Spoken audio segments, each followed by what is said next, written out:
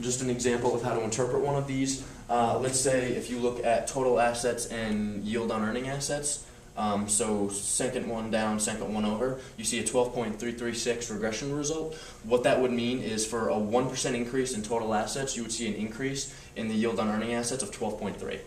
And each one of those variables is measured in a different way, so what that 12.3 means, a 12% increase, it depends on how each one is done, but that's more or less how you interpret the results. Now from there, we'll actually go into our policy implications.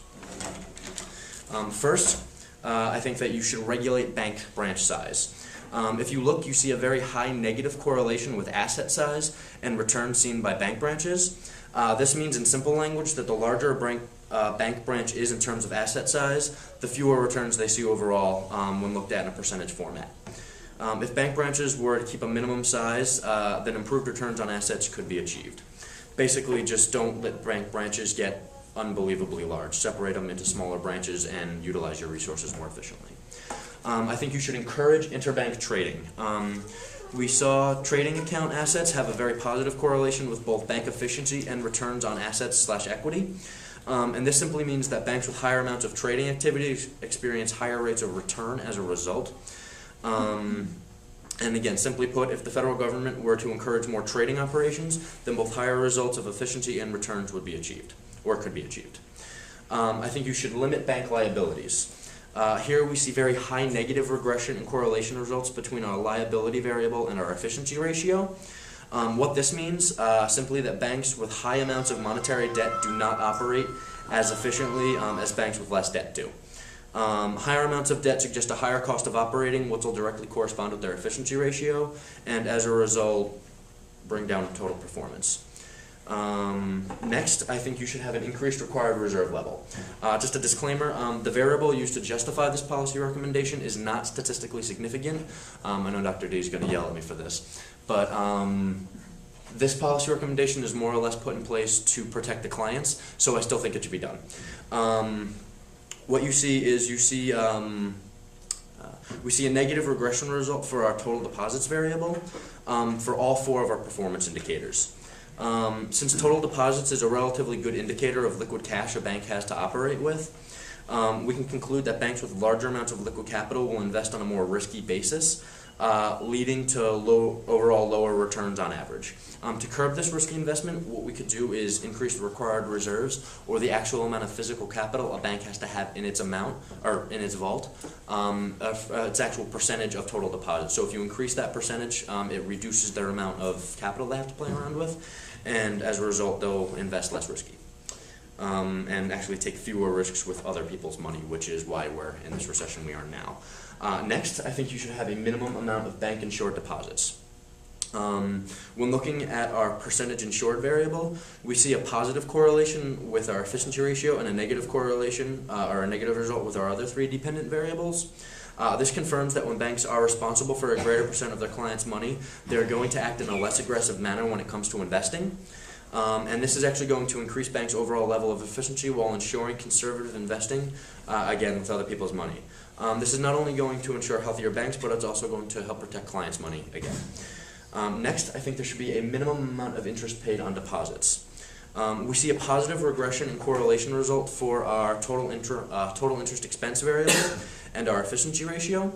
Again, total interest expense is the amount of interest paid to bank clients on their deposits. And if higher levels of interest are guaranteed, then more people are going to put their money into the banking industry, which in the long run would increase total profits for the entire banking industry. People are naturally going to put their money into whatever investment vehicle is going to yield the highest return. And if savings accounts can provide a higher yield, then more people are going to, again, place their money in this type of investment vehicle. Initially, this would cause an increase in total expense for the bank, for big banks, just because they'd have to pay out more interest on deposited monies. But ultimately, due to the increased deposits of individual clients, you'd see overall bank profits and performance increase. And then finally, I think you should have a maximum level of service fees a bank could charge. This would again help to assure customer retention rates and ultimately help to increase the overall prosperity of the banking industry. And yes, while some income generated by service charges might be lost, because of the increased customer service and customers that will come to the bank, you'll ultimately see more money and income generated than what was lost with the initial decrease in the service fees. And that was pretty much all I have for this.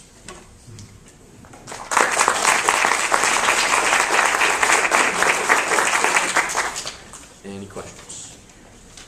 Would you care to get philosophical for a moment? Do you believe that some people broke the law here? A lot of people broke the law. Okay, I could actually, my biggest problem with this presentation was learning what to cut out. I could probably go on for a half hour just about this recession.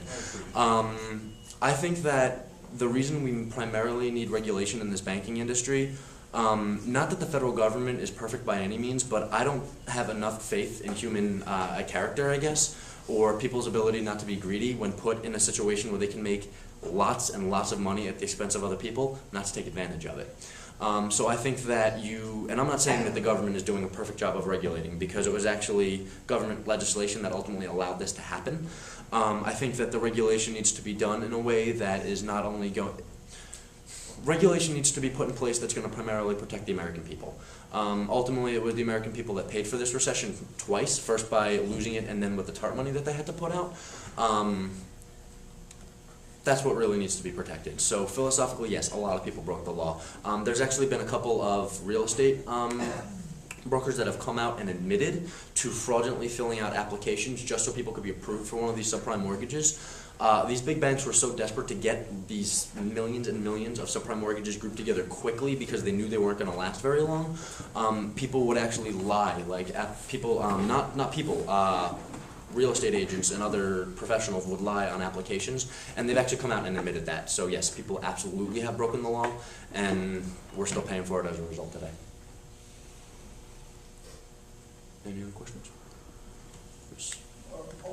Were all these subprime mortgages predatory, do you think, or were some of them just offered on less attractive terms because applicants had poor credit, not as much collateral? Is there a line there between the predatory types of loans and just subprime? Yes, subprime mortgages have been around. They're nothing new. Subprime mortgages have actually been around for over 30 years. I think right around 30 years. The reason subprime mortgages were primarily used to do this is because, again, minority housing was the ultimate goal of this legislation, or the ultimate goal of this legislation.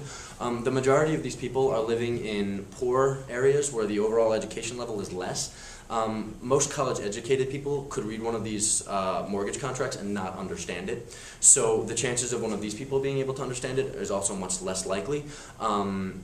And these are people who have not been able to afford a home their entire lives just due to lack of income, bad credit, for whatever. So these subprime mortgages were offered as a way for people who normally couldn't get a home to afford a home.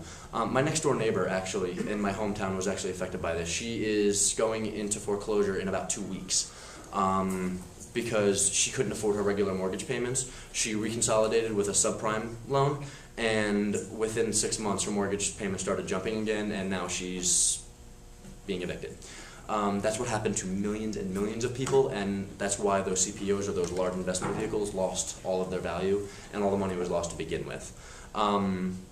But again, to answer your question directly, there is a line between predatory, like subprime loans can be used in a positive way if people don't have the actual financial status quo to get a prime mortgage loan. But in this case, they were used mainly just to create these large investment vehicles.